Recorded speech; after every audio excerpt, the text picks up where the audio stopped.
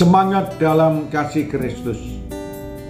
Saudara-saudara yang berbahagia, yang dikasihi oleh Tuhan Yesus Kristus, bagaimana kabarnya pada saat ini?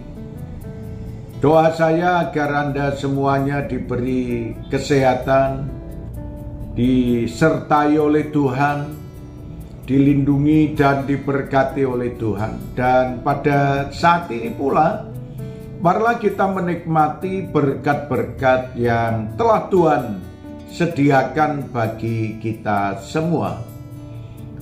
Rancangan orang jahat adalah kekejian bagi Tuhan. Saudara sekalian, bahwa Tuhan tidak senang terhadap rancangan-rancangan yang jahat, perilaku-perilaku yang jahat yang dilakukan oleh setiap orang. Karena Tuhan mau supaya semua umatnya merancang yang baik, berbuat yang baik, dan melakukan yang baik. Saat ini kita akan membaca firman-Nya yang terdapat dalam Kitab Amsal pasal yang ke-15 ayat yang ke-26 sampai dengan ayat yang ke-27, berkata kepada kita, rancangan orang jahat adalah kekejian bagi Tuhan, tetapi perkataan orang yang ramah itu suci. Siapa loba akan keuntungan gelap, mengacaukan rumah tangganya, tetapi siapa membenci suap akan hidup. Saudara sekalian, bagaimana apa yang Tuhan sampaikan pada kita? Rancangan yang jahat dikatakan mencari keuntungan yang loba, dan mencari keuntungan dengan menghalalkan segala cara. Apapun yang dilakukannya, dia tidak memikirkan apakah orang lain akan menderita atau tidak. Dia tidak akan memikirkan apakah orang lain itu rugi atau tidak. Apa yang dilakukannya itu menyengsarakan orang lain atau tidak.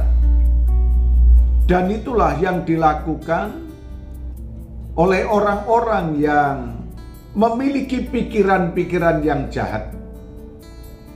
Dan kalau dikaitkan dengan ayat-ayat sebelumnya membahas tentang kebebalan, orang-orang yang bebal, dia merancangkan rancangan-rancangan yang jahat, dan itu kekejian bagi Tuhan. Tetapi saudara sekalian, apa yang dikatakan orang yang benar, orang yang jujur, orang yang taat, dia akan melakukan kebenaran firman Tuhan dengan baik, membawa dampak yang baik. Dikatakan perkataan yang baik itu suci. Apa yang dikatakan membawa berkat bagi orang lain, apa yang diungkapkan membawa bahagia dan sukacita bagi orang lain.